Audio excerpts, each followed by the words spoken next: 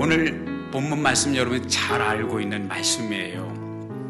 10 문둥병자가 예수님을 만났고 하나님의 은혜로 치유함을 받고 그 중에서 한 사람이 예수님에게 돌아왔어요. 한 사람이 예수님에게 돌아와서 엎드려 주님의 발 앞에 엎드려 주님의 발 아래 엎드려 살해하였다고 말씀을 하고 있습니다. 이것은 무슨 모습입니까? 이것은 바로 예배자의 모습인 것입니다. 예배는요, 감사한 마음에서 시작이 됩니다. 우리가 하나님을 향한 감사함이 우리의 마음에 있을 때 예배가 누가 종용하지 않아도 누가 강요하지 않아도 예배자가 되더라, 이런 말씀입니다. 그래서 자기의 낳은 것을 보고 큰 소리로 하나님께 영광을 돌리며 돌아와 15절에 16절에 예수의 발 아래 엎드려 살해하니, 하나님께 영광을 돌렸다, 예배자의 모습입니다. 엎드려 살해했다, 예배자의 모습입니다. 저와 여러분은 오늘 예배자로 이 자리에 와 앉아 있습니다. 그것은 우리 안에 주님을 향한 감사하는 마음이 있다는 것이죠. 하나님 앞에 예배를 드리는 방식은 사람마다 다를 수가 있습니다. 우리의 얼굴이 다르고 우리의 혈색이 다르고 우리의 기질과 우리의 성품이 다르듯이 말이죠. 그래, 구약에 나타난 하나님께 드리는 감사, 이 예배의 시발점은 감사로 했는데 이 감사 그리고 찬양은 같은 단어로 함께 패키지로 뭉쳐 다니는 단어라는 것을 발견하게 되는데요. 구약 성경에 나타난 감사, 찬양을 묘사하는 7 단어가 있는데요. 그 단어를 한번 생각해보면 첫째가 야다라고 하는 단어인데, 손을 들어 존경하다, 손을 내밀어 extend your hands to respect, to show respect and worship and give thanks, 하나님께 감사하고 예배하는 그 모습이 야다라고 하는데 시편 145편 10절에 이 단어가 쓰여져 있고요. 두 번째는 할랄이라고 하는 단어가 있는데, 할랄이라고 하는 단어는 자랑하다, 큰 소리로 외치다, 격찬하다, 미친 듯이 기뻐하다, 떠들썩하게 어리석다, 이 정도로 할랄은 하나님을 높이는 거예요. 하나님께 우리의 마음을 표현하는 거예요. 하나님께 우리의 감사를 드리는 거예요. 하나님께 우리를 찬양하는 거예요. 경배 찬양할 때 우리의 모습을 보면 우리의 기질이 다르다는 것, 여러분 이 자리에 앉아있는 한 분 한 분의 예배 스타일이 다르다는 것, 기질이 다르다는 것, 성품이 다르다는 것, 표현 방식이 다르다는 것을 알게 됩니다. 그러나 대략적으로 보면 누가 하나님의 은혜를 더 짙게, 하나님을 향한 감사가 더 뜨겁게 나오고 있는지를 적어도 표정을 보면, 그 제스처를 통해서, 목소리를 통해서, 예배하는 모습을 통해서 발견할 수 있다는 것이죠. 이 단어가 시편 150편 6절에 있고요. 이 할랄이라고 하는 단어에서 나온 단어가 할렐루야입니다. 하나님을 자랑하라, 하나님을 향하여 큰소리 외쳐라, 하나님을 격찬하라, 하나님을 미친 듯이 기뻐하라, 떠들썩하게 어리석다 할 정도로 하나님을 높이라, 이거거든요. 세 번째 단어는 자말이라고 하는 단어인데, 자말은 노래로, 음악으로 축하하는 거예요. celebrate 하는 거예요. 악기로 연주하는 거예요. 경배 찬양이 하는 것이 바로 그것입니다. 악기로, 보컬로, 기타로, 피아노로, 때로는 드럼으로 하나님을 높이는 것, 자말입니다. 네 번째가 테힐라라고 하는 단어인데, 테힐라라고 하는데 조심하세요. 테킬라가 아니고 테힐라예요. 찬미, 새노래, 공적으로 퍼블릭 월십, 하나님께 경배 드리는 것이고 찬송하는 것인데, 이것이 시편 22편 3절에 기록이 되어 있습니다. 다섯 번째는 더우다라고 하는 단어인데, 감사의 희생, 감사의 헌물, 하나님께 드리는 감사, 손을 뻗는다는 게 많아요. 보통 요즘 점잖은 분들은 왜 저렇게 손을 들고 경배 찬양을 해요? 왜 손을 들고 예배를 드리라? 여러분, 이것은 우리가 만들어낸 것이 아니라 성경에 나오는 거예요. 구약 성경에 보면 이스라엘 백성들이 손을 높여 extend their hands, 그들의 손을 뻗쳐서 하나님을 찬양한 예가, 그렇게 예배한 예가 너무나도 많이 나와 있습니다. 찬양의 제사, 아직 받지 못한 것들에 대한 감사. 여기 아주 기가 막히는 의미가 있어요. 아직 하나님 앞에 구하고 있는데 하나님이 주실 줄 믿는데 아직 받지 못한 것이 있어요. 그것에 대한 감사도 더욱더 하나님께 영광 돌리고 예배하고 감사하는 의미가 있는데 시편에 기록되어 있고요. 그 다음에 6번째가 바락이라고 하는 단어예요. 바락이라고 하는 단어는 무릎을 꿇는다는 거예요. 왜? 감사한 마음으로 무릎을 꿇는 거예요. 이 지금 10명 중에 1명이 돌아와서 예수님에게 엎드렸다는 것은 예수님 앞에 무릎을 꿇었다는 거예요. 무릎을 꿇었다는 것은 바락했다는 것은 예배한다는 뜻입니다. 송축하고 찬양한다는 의미가 있고요. 시편 72편 11절에 나와 있습니다. 마지막으로 샤박이라고 하는 단어가 있어요. 샤박은 큰 소리로 칭송하다, praise, 외치다, shout. 시편 117편 1절에 기록이 되어 있습니다. 이것이 바로 예배자의 모습이고요. 이것이 하나님 앞에 감사, 이것이 하나님 앞에 찬양하는 모습이라고 하는 것입니다.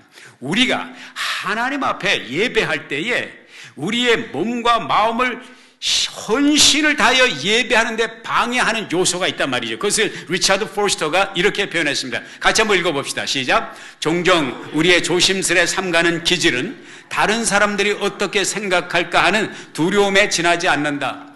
또는 하나님 앞과 사람 앞에서 우리를 낮추는 겸손한 자세의 결핍일 수도 있다.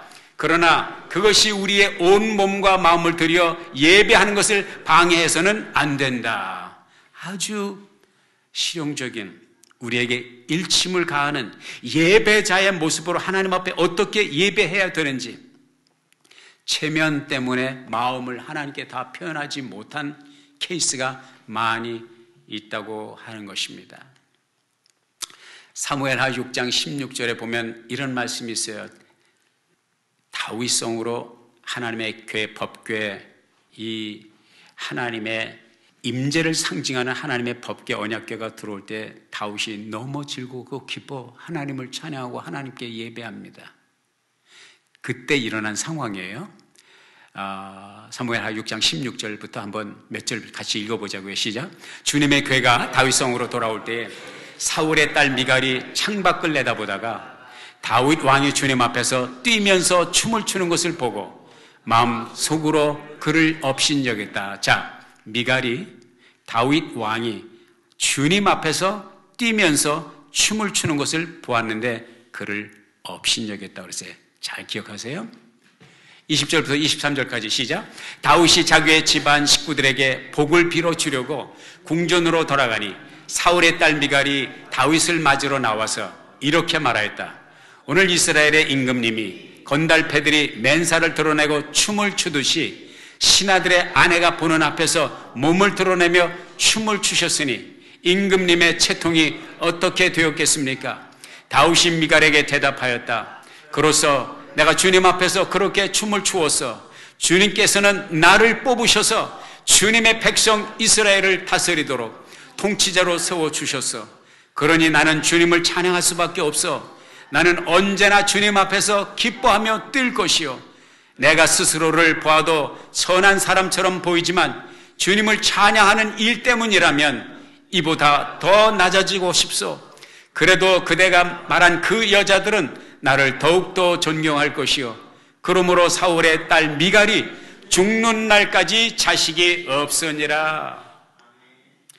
하나님 앞에 깊은 감사와 감동 속에서 타인을 의식하지 않고 춤을 추며 찬양하다가 바지가 내려가는 것까지도 정말 의식하지 못하고 겉옷이 벗겨지는 것까지 의식하지 못하고 춤을 추며 하나님을 찬양하는 모습을 미갈이 창가에서 2층 창문에서 내려보다가 우리 서방님 주책 바가지, 저게 왕이 돼가지고 체면이 뭔가 비아냥거리면서 업신여겼을 때 다윗은 뭐라고 합니까? 나는 이보다 더 낮은 데로 내려갈지라도 주님을 찬양하는 일에는, 주님께 내 감사하는 마음을 표현하는 일에는 나는 누구의 눈치도 보지 않습니다.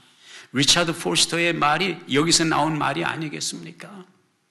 주의 이름으로 도전합니다. 우리 모두는 혈액형이 다르고 기질이 달라요. 조용한 성품도 있고 또 아웃고잉하는 그런 성품도 있습니다.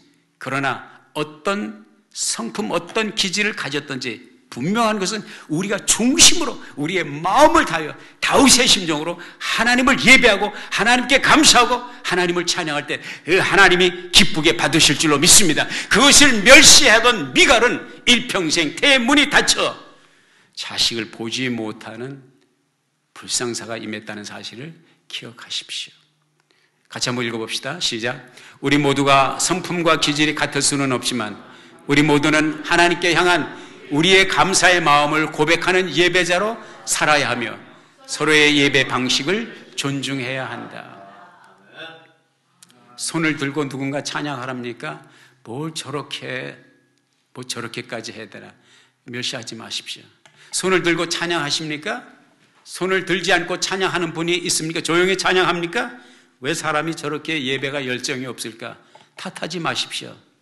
우리는 서로 기질이 다를 뿐입니다. 분명한 것은 우리의 내면 깊은 곳에서 하나님을 향한 진정한 노래와 찬양이 있어야 된다는 것이죠. 이 문둥병을 고침받은 이 한 사람 사마리아인은 그 감격, 그 감동 속에서 그 몸을 땅바닥에 던져 엎드려 주님의 발 앞에 절하고 살해했습니다. 그분은 견딜 수 없는 찬양의 예배의 열정이 있었다는 것을 우리가 발견하게 됩니다. 예배는 감사하는 마음에서 시작되고요. 둘째는 감사는 은혜를 깨달음에서 시작됩니다. 은혜가 뭔지 모르는데 어떻게 감사를 느껴요? 뭔가 받은 게 있어야 감사를 할 거 아니에요. 받았다는 것은 뭐예요? 우리는 다 받았어요. 우리 중에 받지 않은 사람 없어요. 그런 문제는 그걸 깨닫느냐 깨닫지 못하느냐 여기에 있는 것입니다. 제 일생에 2번의 불덩어리를 경험했습니다. 제 눈앞에 떨어지는 불덩이를 경험했습니다. 한 번은 제가 신학교 기숙사 건물에 여름의 장마철에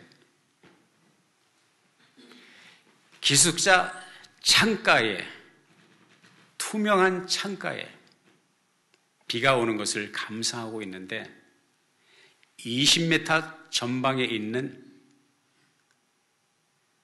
한 곳에 하늘에서 불이 떨어졌습니다. 그때 그 불은 집채만한 불덩어리였습니다. 얼마나 깜짝 놀랐는지 몰라요.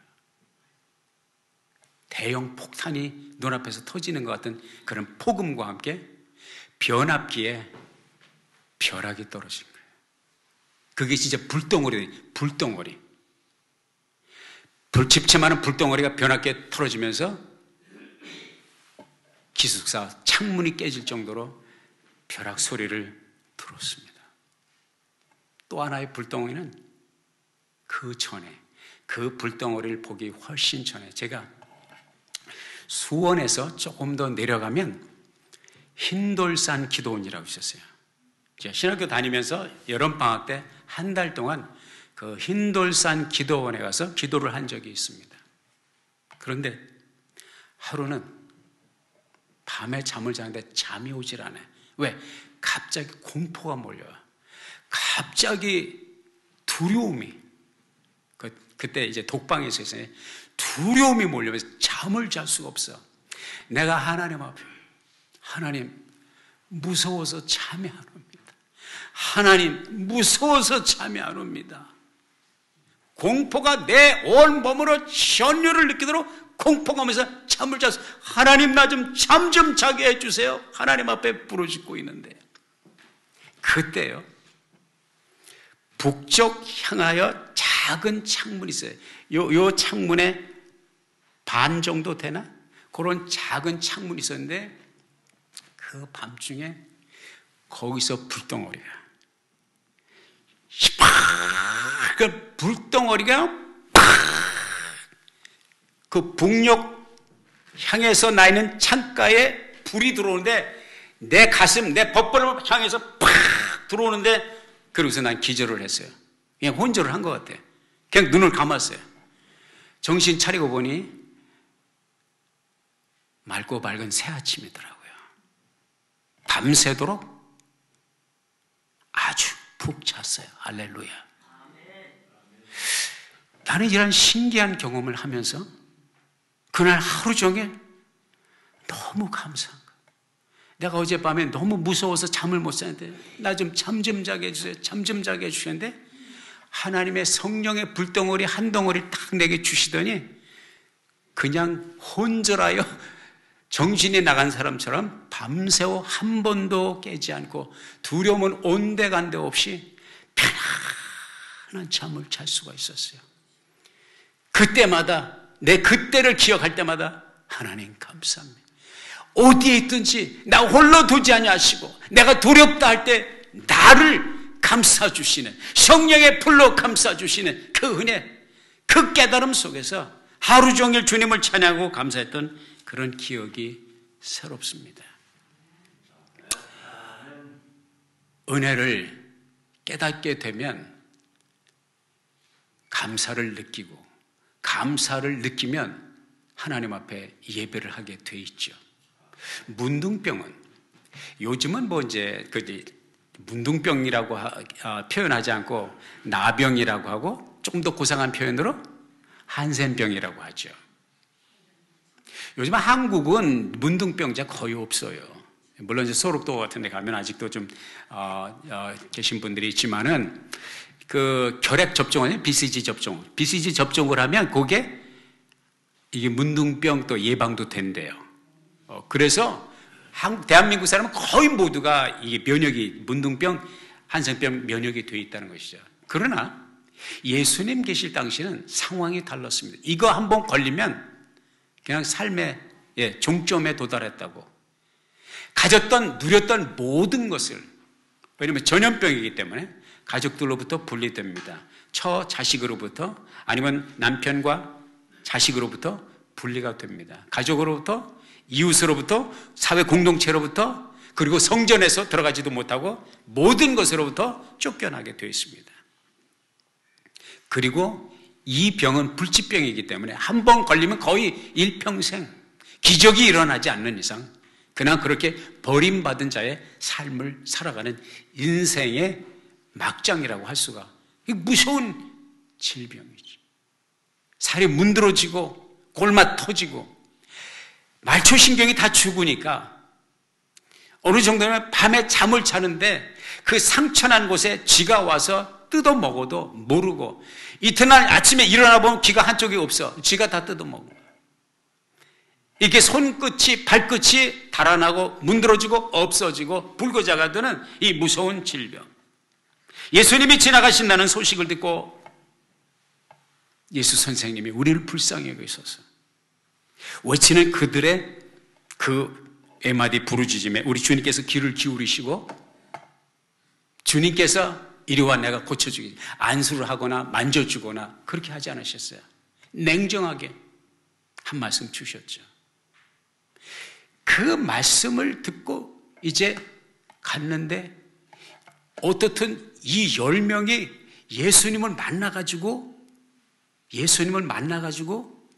문둥병에서 놓이게 되는 엄청난 변화를 경험하게 됩니다. 그때에 10명이 다 나음을 입었는데 그 10명 가운데 오직 한 사람, 이 사람, 그 중에서도 사마리아 사람, 갈릴리 지역 동네였잖아요.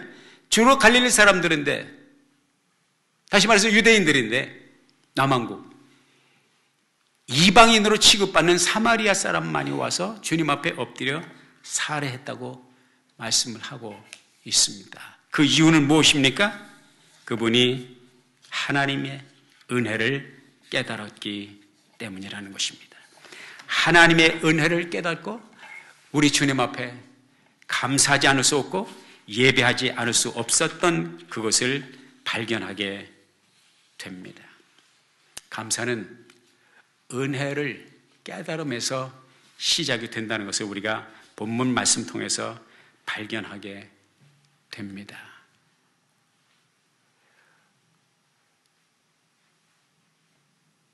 여기 우리 교회 성도, 오늘 예배하는 성도들 가운데 누군가가 지난 과거에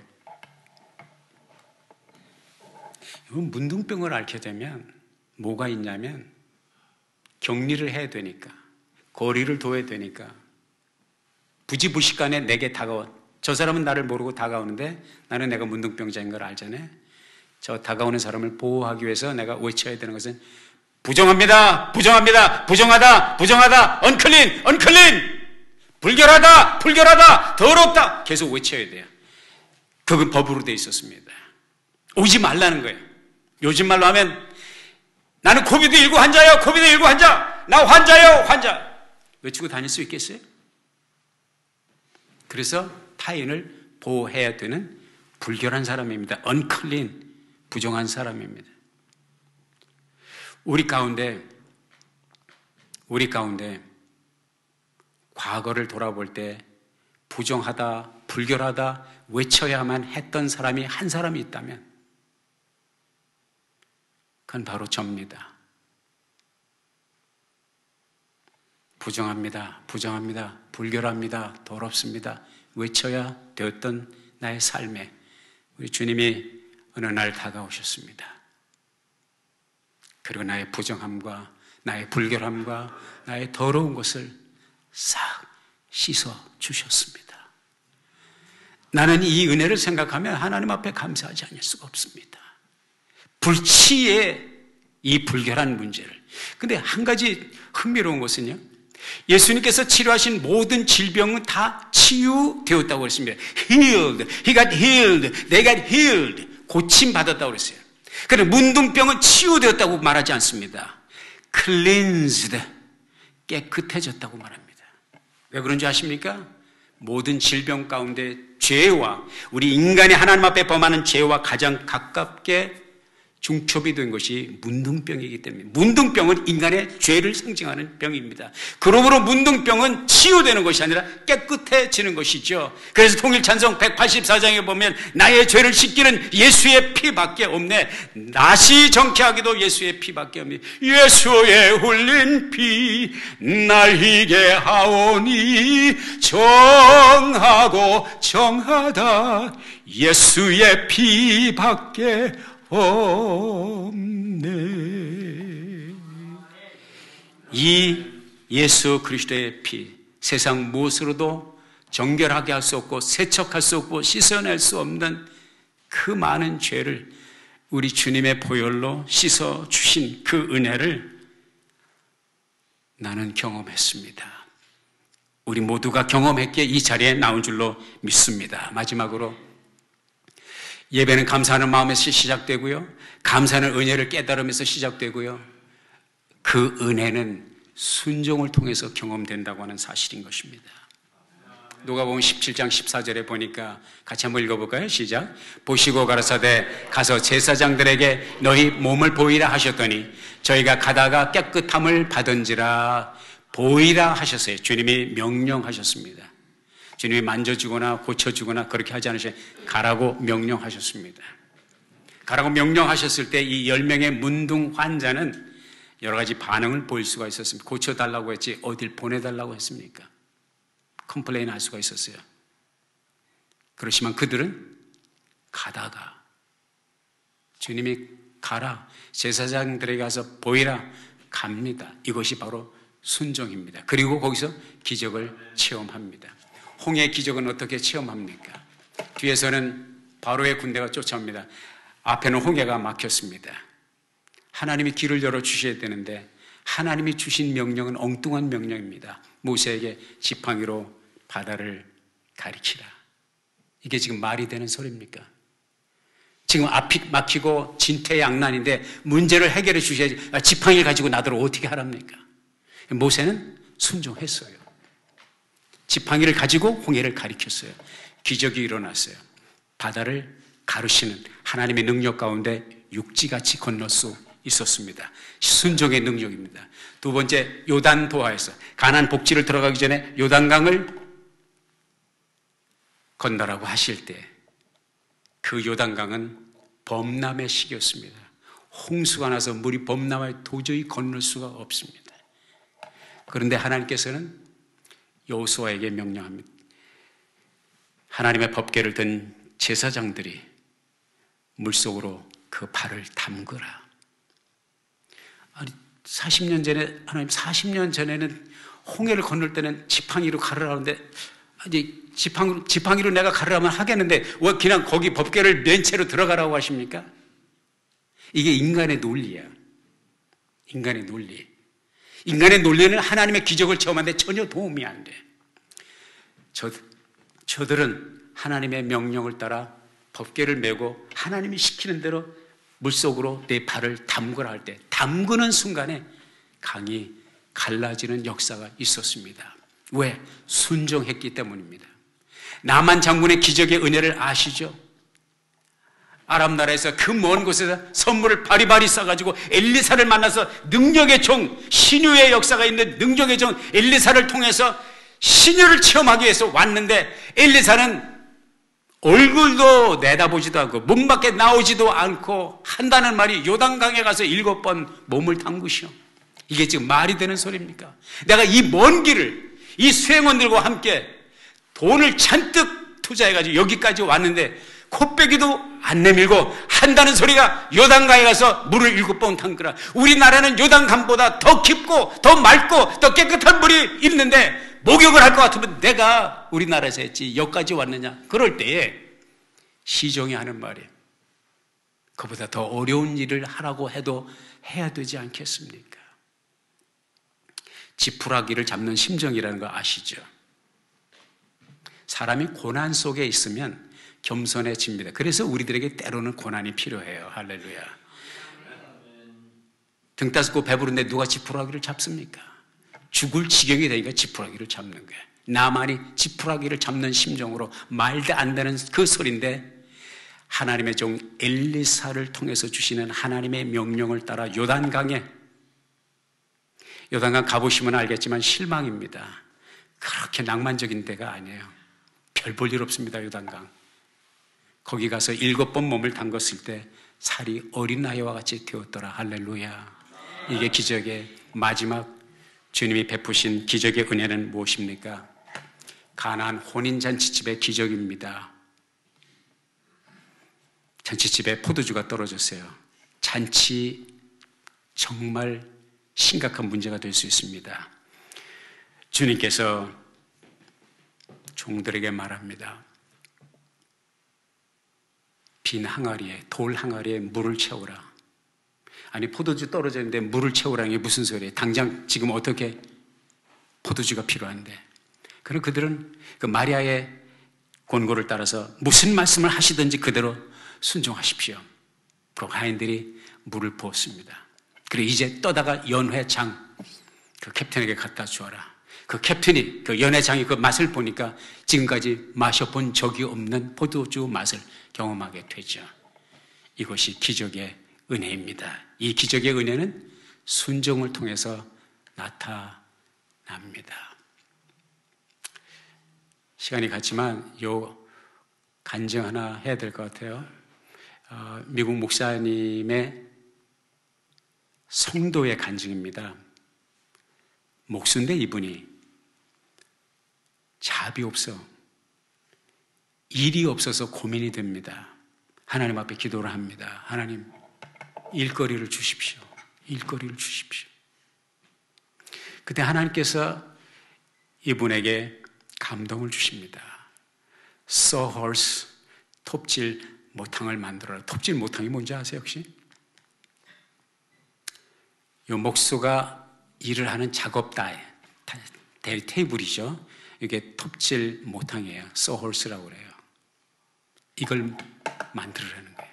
아니 잡을 달라고 그랬지 무슨 뭐 공예 작품 만들 시범 보일 시간을 달라는 것이 아니라, 그러나 주님께서 주신 감동이니까 순종을 했어요. 그래서 집 앞에서 앞마당에서 이 모탕, 톱질 모탕을 만듭니다. 한 신사가 집 앞으로 드라이브 바이, 차를 몰고 지나가다가 차를 세웁니다. 그리고 창문을 열고 이것을 만들고 있는 이 형제에게 묻습니다. 혹시 목수세요? Are you a carpenter? Yes, sir. Yes, I am. 목수입니다. You got a job. 일 좀 해주십시오. 그때 일거리를 땄습니다. 그리고 이 간증을 할 때 이 성도는 그 후로 20여 년의 세월이 지난 다음에, 목사님, 20여 년의 세월 동안 내가 잡이 없어서 하나님 앞에 기도했던 적이 없습니다. 일거리가 없어서 내가 하나님 앞에 구걸한 적이 없습니다. 사람에게 구걸한 적이 없습니다. 순종입니다. 아멘. 순종입니다. 순종이 기적을 낳습니다. 기적의 은혜가 우리의 마음을 감동하는 감사가 있습니다. 우리가 감사가 느껴질 때 하나님 앞에 예배는 누가 종용하지 않아도 자연스럽게 나오게 됩니다. 이 아름다운 계절, 감사의 계절에 이 감동 어린 예배가, 이 감사가 충만한 저와 여러분의 계절이 되기를 주의 이름으로 축원합니다. 기도하겠습니다. 아버지 하나님, 주신 말씀 마음에 아로새기고 이 아름다운 계절, 주의 감동이 있는 예배의 계절 되게 하옵소서. 예수님의 이름으로 기도했습니다. 아멘.